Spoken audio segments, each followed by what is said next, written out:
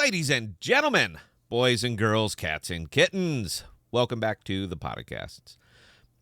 We went old school on the live stream last night, meaning I had no producer and just fumbled through it with pauses as I read the comments and responded. Still had a good time, though. I love working without a net, and our version of the live streams is certainly working without a net. Please catch the next one if you like to watch us squirm. AMP is doing what it hasn't done in a while. It's struggling to get back to relevancy.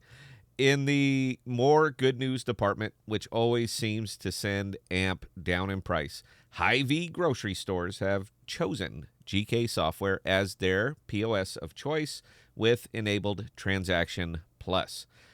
From the meme world, this should mean a decline in AMP price of 8 to 10%, but just to show the world that confirmation bias is just that, bias, AMP actually increased a few percentage points at the time of this video. Go figure. XYO makes a big surge yesterday, up almost 60% and holding at a bit over 50% as of this video. And you know what? It was due. It had its Coinbase effect when it listed and made its way to ridiculously low over the last couple weeks. Everyone smelled the bottom, and it did what low-volume, low-price tokens do when they have visibility. It popped off a bit and gave us all the middle finger. Thinking the next video on this one will be laced with the tears of the pump chaser as it bottoms out again, and those who bought at the top will curse its very existence. And we will be rounding out today's video with a mention towards Alchemy Pay as it continues its slide, and because I like angry comments on my videos. For those who have forgotten, Alchemy Pay was a thing for a few weeks, but the shine is off, and the Coinbase pump continues to make pragmatists out of idealists. So we're going to have some fun with this one at the bottom of the video. All of this and more right after my graphic that I paid for and insist on using.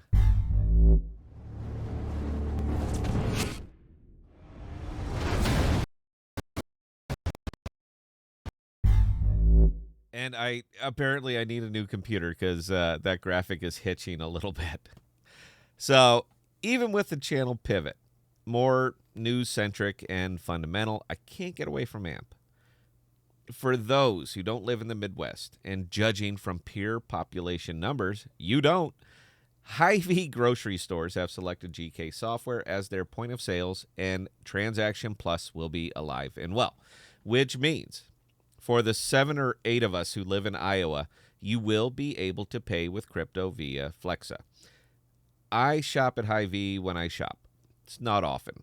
I honestly have no idea where food comes from, but when I'm out of ramen noodles, I go to HyVee to restock. They are everywhere here in the Midwest.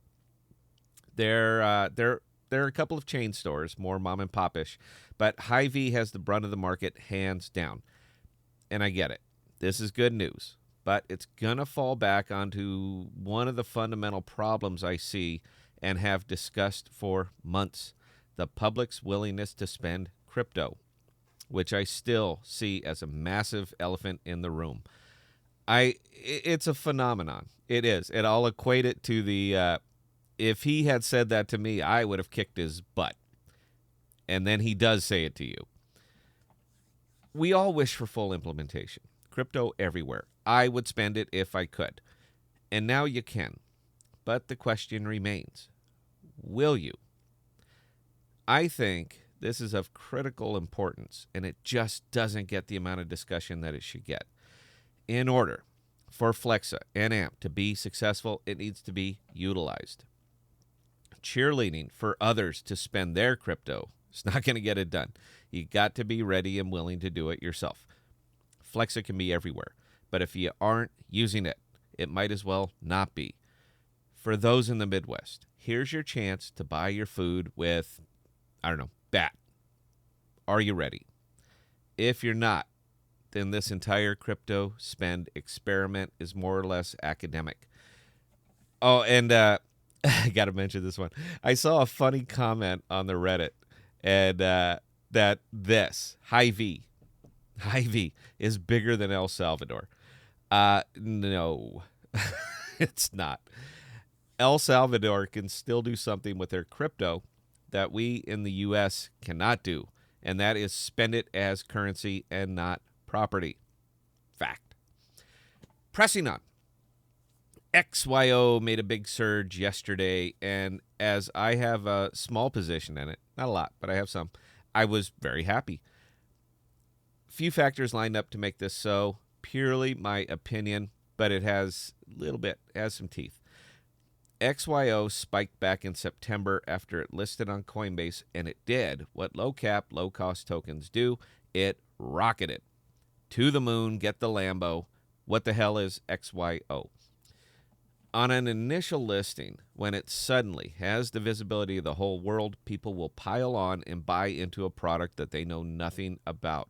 This little man, XYO, doubled in price on its first day, and there was much rejoicing. And then it did what they usually do. Deep dive and steady fall off. The crypto world moves on, chasing the lights, and the light was out on XYO. You had your hangers on, as you usually do. A Reddit spun up of true believers who have always loved this token even before they heard of it. And the dollar memes were coming in hot and heavy. What I'm saying is that it's pretty standard fare. If you go to the aforementioned Reddit, you might see some similarities between that and all the other Reddits that spin up around low-cap tokens, and there is a formula. Volume is up. Moved up 10 places on Coinbase popularity. Going to $1.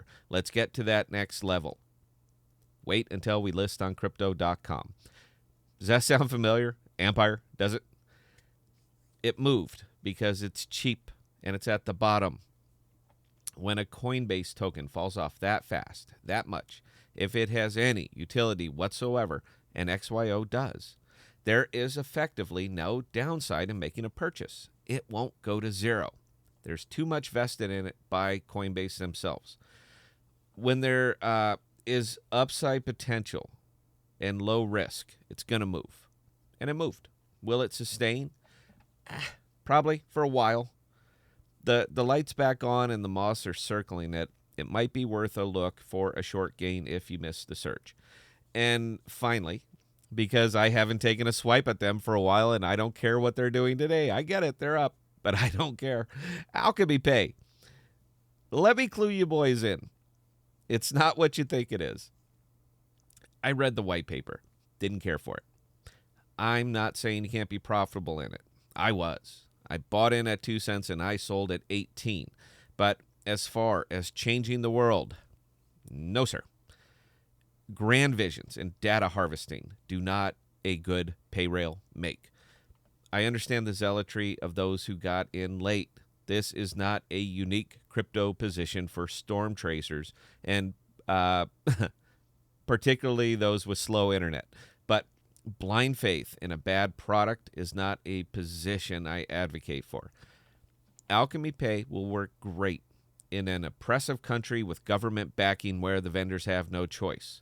But in a free market system, vendors can do better, and they are. But you know what? It's your money, babe. If you want to hold on to that dream, please do. But I would lick your wounds and move on. If you're one of the poor folks who believe the hype and bought in at 15 cents, man, ouch.